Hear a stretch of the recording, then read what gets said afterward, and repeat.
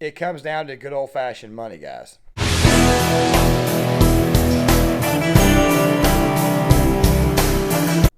Stick around for the full video, guys. We're going to be discussing this Tim Pool Adam Crigler drama, but we're also going to be discussing some updates for this channel and Gear Issue 33 both. By the way, the clip of me giving the updates, the two clips are from last night. I'm going to edit them in, but make sure you guys stick around so that way you guys have a heads up of what's actually going on over here. This right here is going to be the first of 3 videos today, and of course there's going to be an update section in the second half of the video, which, by the way, I did last night to go ahead and kind of set things up so that way you guys are kind of informed of what's going on here. But before we do the transition to full-on projects, I'm going to let you guys know there's going to be about 3 videos today. We're going to be discussing this Tim Pool drama with Adam Crigler. I'm going to give you guys my personal thoughts on it. We're also going to be discussing this, information dump from Elon Musk and Matt Taibbi, which, by the way, came out on Friday evening. I wanted to wait an additional day to see if anything else came out because apparently there's a part 2 to it. And we're also going to talk about Alex Jones's bankruptcy, and we're going to kind of harken back to the Kanye West thing. Just want to do these 3 videos, and of course there's going to be a video on Gear Issue 33. I just want to go ahead and get that out of the way. So let's talk about this Adam Crigler Tim Pool drama. Now, guys, I initially did not want to do this video because to me this entire thing is nothing more than just good old-fashioned drama. Drama between 2 friends, drama that obviously involves a girl, drama that involves multiple girls apparently, and we're not gonna get into all of that there because I think that the answer to this problem or the answer to the questions around this circulates around one thing, and that one thing, in my personal opinion, is good old-fashioned money. Everything else just seems to be very, very menial, and it seems to be just nitpicks and nitpicky type stuff. Yes, it's a pretty big deal if you got a girl in the house that's messing around with everybody, but I'm not going to get too much into that because for all you know, this right here could just be, I don't know, speculation, if anything at best. I want to stick to what actually matters. Now, I've seen a lot of takes on this. I've heard a lot of takes. I've seen Adam Crigler's 6-hour live stream. I've seen a lot of the things that he has posted about what happened in that house, and obviously I have seen Tim Pool's rebuttal as well. Now, let me go ahead and give you guys my personal thoughts so that way you guys can kind of sort of know where I'm coming from about both individuals. First, Adam. I watched the Timcast IRL special back in 2020. Of course, when Adam was on, I actually thought Adam was an enjoyable person on the show. I didn't always agree with what he had to say or anything, but I thought for the most part Adam was just a good old-fashioned, good-natured guy, a good-natured dude. Probably somebody that you could probably get along with if you ran into him on the street or anything like that there. Doesn't strike me as a jerk or anything, and Tim, for the most part, struck me as a little bit, I'd say he's probably somewhat the opposite. Now, guys, this is not a slide on Tim Pool. I understand certain people have certain personality traits. I myself have got issues as well. If you ever run into me on the street, just know that I'm not the nicest guy in the world either. I more than likely will speak to you, say, hey man, thank you for watching my show. But for the most part, I'm probably not going to sit there and get in conversation with just about every Tom, Dick, and Harry in the world. I'm pretty sure that most people have that exact same feeling, that exact same philosophy. Of course, some people are nicer than others. I consider myself to be a relatively decent person, a relatively good dude, but I do obviously have my moments. So obviously Tim Pool is going to have his moments, just like Adam Crigler is going to. Now, as far as Tim's actual coverage of news, I've always kind of gravitated towards coverage, but I've never truly liked his commentary. Now, really quick, before anybody gets to thinking that this right here is just some right-wing nonsense that people are just eating one another on the right, I want to go ahead and make this perfectly clear. Adam Crigler is not really and truly a conservative. Adam is more of a just pure Trump supporter. For the most part, he's an absolute moderate. So when you got people out there like the Surf Times and whatnot saying it's just a bunch of right-wingers eating one of the just know that those people right there are just flat-out first-rate dumbasses, okay? Tim, by the way, was a Bernie bro in 2016. He still leans for the most part as a left-leaning moderate. He did vote for Donald Trump in 2020, but there were a lot of people who were on the left side of the aisle who were more on the lines of moderates who actually did go vote for Donald Trump anyway to reject the nonsense of the woke left. So I just wanted to kind of get that out of the way. Now, the stuff involving Lydia, the stuff involving Tim's girlfriend, the stuff that's involving Tim and Adam, the stuff that's come out, the things that Adam has said, this seems to me like mostly, and I'm not saying that Adam Crigler is lying, and I'm not saying that Tim Pool is lying. I'm not saying that at all. I'm pretty sure that there is BS from both sides, and I'm pretty sure there's some truth on both sides. It's what we call 2 sides to every story. I know I'm kind of looking for the words here, but I want you guys to think about something really quick. There are always going to be 2 sides to every story. Not exactly. There's really 3 sides of the story. You see, there's guy 1 side, there's guy 2 side, and then you have side number 3, which is normally always in between. The truth always lies in there. Sometimes people will give you their personal take on something, and it may not completely add up to what the other person is saying. There's also times where the other person may agree with what a lot of the other person on the other side is saying, but yet there's some details that are changed because obviously people see it from different points of view. So to me, this right here seems like mostly just good old-fashioned drama. He said, she said type stuff.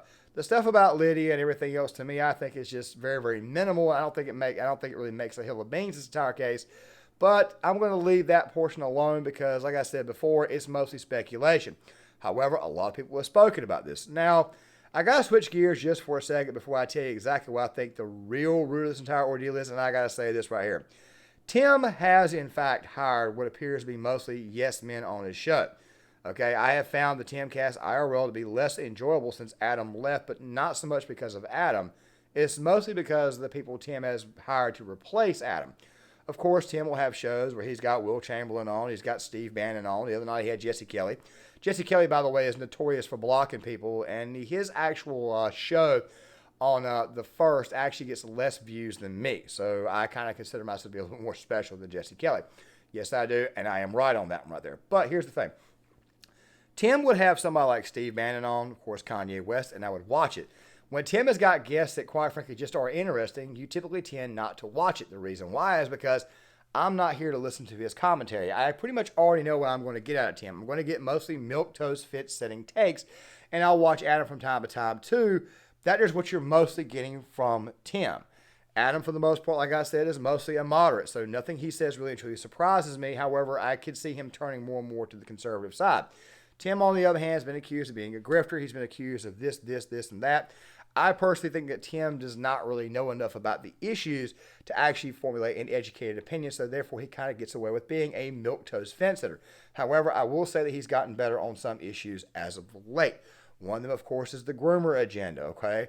We had this whole video the other day about Cenk Uygur, his whole meltdown on Temple, which, by the way, will prompt a project, which, by the way, I'll be discussing in the second portion of this video, which, by the way, is the update section of this video. As I said before, make sure you guys stick around for that so that way you guys get a heads up of what's actually going on. Fact of the matter is that this entire thing, in my personal opinion, is just good old-fashioned drama. Now, guys, I may have said this earlier in the video, but Sean Fitzgerald had a very good take on this, which, by the way, I will leave in the description box. And there's this one little clip that he had in his that I think pretty much encapsulates the entire ordeal. Let's go ahead and roll this. A lot. It was like nothing. It was like 2 episodes, of Timcast IRL. And Tim confirms a dollar amount. And I paid the moving costs, which I think came out to like between 10 or 20 grand for them to move back to Sweden with all their stuff. So again, I'm not a math Asian, but if it was $20,000, which Adam says is what they made in 2 episodes, if they would do 5 episodes a week, and let's say they could have lasted all year, they were making $2.6 million annually. Not to mention Crigler left in August, where their growth was at its peak. Yeah, that's big boy money, and you have to be really close friends in order to ignore the fact that if you feel like one person isn't doing the work, that they're making all of that money on this show. And if you're Adam, it comes down to good old-fashioned money, guys. So, yeah, Adam has a right to feel jilted. I mean, Adam was set to make, which you probably would guess, about $2.6 million probably in a year. Of course, after taxes, it's probably something more akin to like $2 million, maybe 1.8, 1.9. That's still a crap load of freaking money. I mean, that's a lot of dough that Adam was potentially being screwed over on. And maybe it's possible that Tim may have, I know I'm going to be using a George W. Bush term here, but maybe it's possible that Tim may have misunderestimated exactly the amount of money he would have had to have doled out to Mr. Crigler. If you guys are kind of picking up on what I'm saying, that's a lot of money to be paying a potential employee. Now, guys, let me say this really quick. When you're dealing with family or you're dealing with friends, this right here is kind of sort of what happens, especially when the waters may be a little bit muddied. Maybe it's possible that Adam may have thought that him and Tim were closer than he thought. Maybe Tim and Adam were not as close, at least as far as Tim was concerned. I mean, think about it. The guy's sister just did a video screaming, "I want my brother back," a bit of a tell-all, which, by the way, I think is also drama itself. But at the end of the day, this entire ordeal, in my personal opinion, comes down to good old-fashioned cash, good old-fashioned money. That nice little greenback, which, by the way, is also the color of envy. That right there is what the hell I think this right is really about. I put that clip in before explaining everything to you guys in this video, and then I put it in right after that actual clip played. That's the way I edited it in. So that way you guys can kind of sort of go ahead and get the real theme of this video.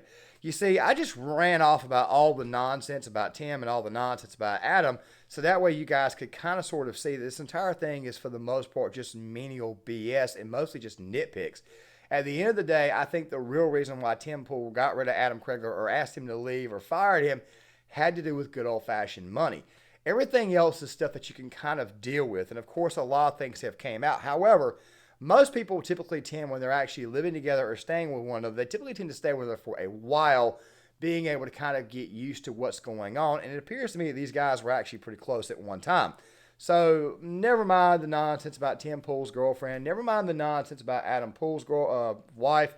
Never mind the nonsense about Lydia. Never mind the fact that Tim obviously paid for Adam to go to Sweden. At the end of the day, this entire ordeal comes down to one thing and one thing only. Adam was not going to get paid.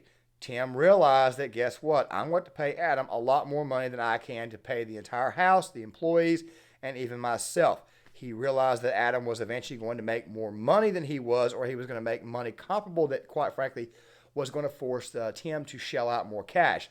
That's the real reason why I think that Adam Crigler is no longer on Timcast, and that's the real reason why I think Adam was eventually let go.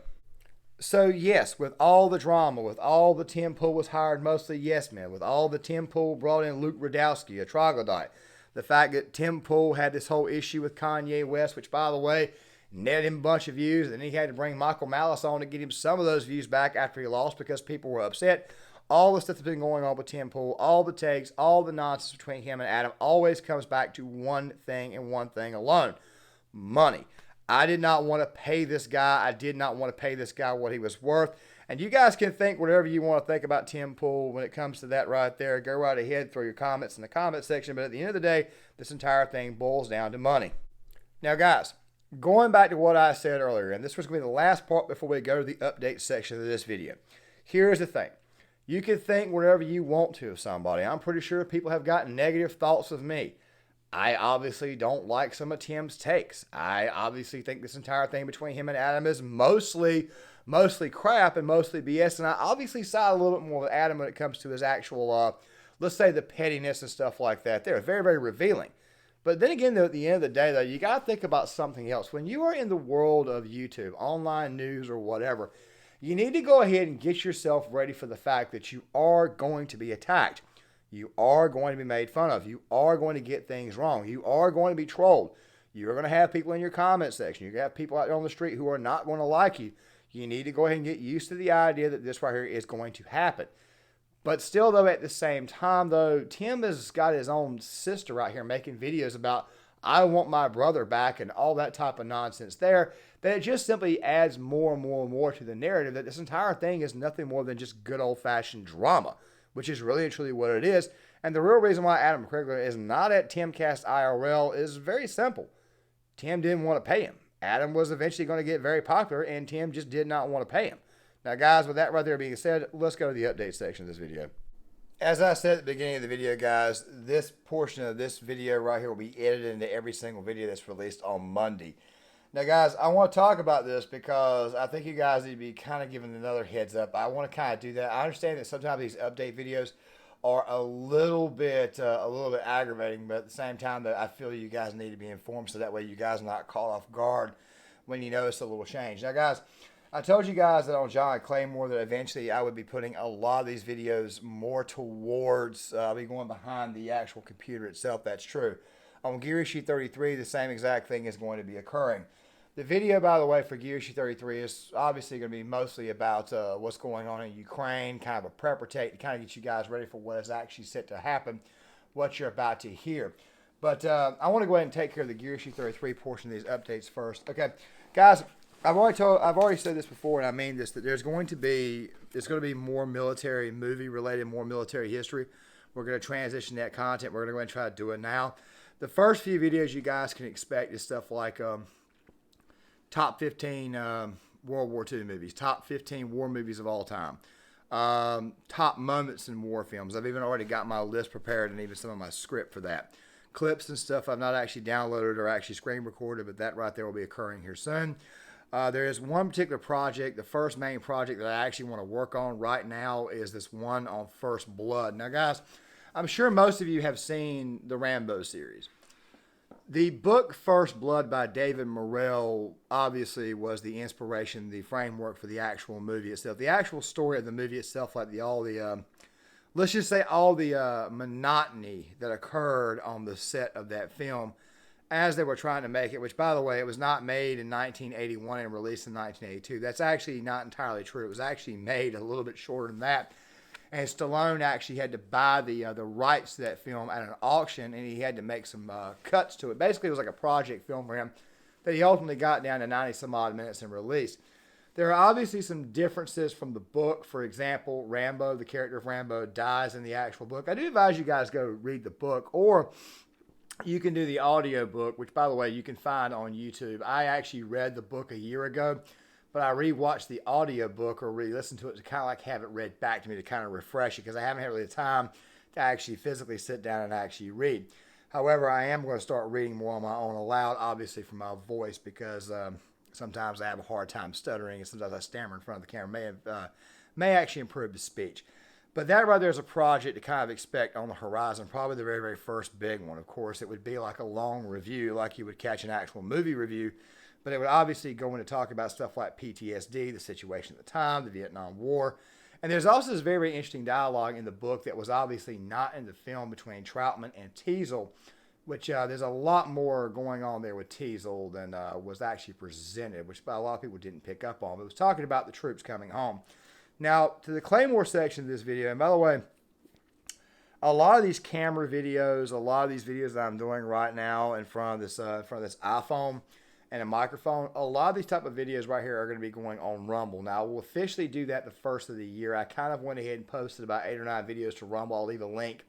It's kind of like a collage, so make sure you guys kind of follow me there. The more anti-SJW takes are going to be there. We're going to start doing more projects, more studies. Now, of course, I'm going to continue to do some of those videos here on YouTube as well until we officially kind of like wean our way into that direction. But here's an idea of some of the projects to expect. Steven Crowder changed my mind recently about women in combat roles. That right here is an issue that I think I personally need to tackle, but I think there's a lot more nuance than what may have been given in my original videos on that on Gear Issue 33. Also, how the media manipulates is a project that I did back, I think, in June of this year, but the volume on it was kind of messed up. I listened to it twice, and I just said, I got to take this video down. When my subscribers comes across this, they're probably going to get annoyed with that video. So I'm going to go ahead and just kind of redo that one. Of course, we're going to do it a little bit differently. How to fix the GOP is another project. There's one project in particular that I'm really looking forward to doing. And, of course, I want you guys to go back to that video where Jink flipped out and had a meltdown on Tim Pool over the Club Q shooter in Colorado. Jink said a lot of things in that video that, quite frankly, were completely untrue. I think there needs to be an actual honest-to-God rebuttal. And, of course, that topic is going to be about who abuses kids the most. Of course, we're talking about race, ethnicity, actual situation, jobs, jobs, workers, et cetera, school system, Catholic priests, stuff like that right there. We're going to go back into the groomer agenda, which, by the way, is a video that I privatized and eventually pulled down because, obviously, we might want to wait till we get monetized to actually do that one, but that is one to actually expect. I want to do one on school shooters, a much more nuanced view on school shooters. Obviously, this channel, especially as it goes more into societal takes, we're going to be doing more stuff like, also another one, liberals and mental illness and liberals and attractiveness. That right there is another one that, quite frankly, I want to do. Now, guys, with that right there being said, this particular clip right here will be edited into all 3 videos for tomorrow. Make sure you guys leave a like on this video. Also, if you want to comment, make sure you guys do so. Also, if you're not subscribed to the channel, make sure you hit the subscribe button. Also, click on the notifications bell. A lot of you guys are subscribed to the channel are not getting my videos because YouTube is not notifying you. I think a lot of that is because it's a very, very simple adjustment. Just hit the subscribe button. Make sure it says all, so that way you guys are notified when my videos come out. With that right there being said, I will see you guys later.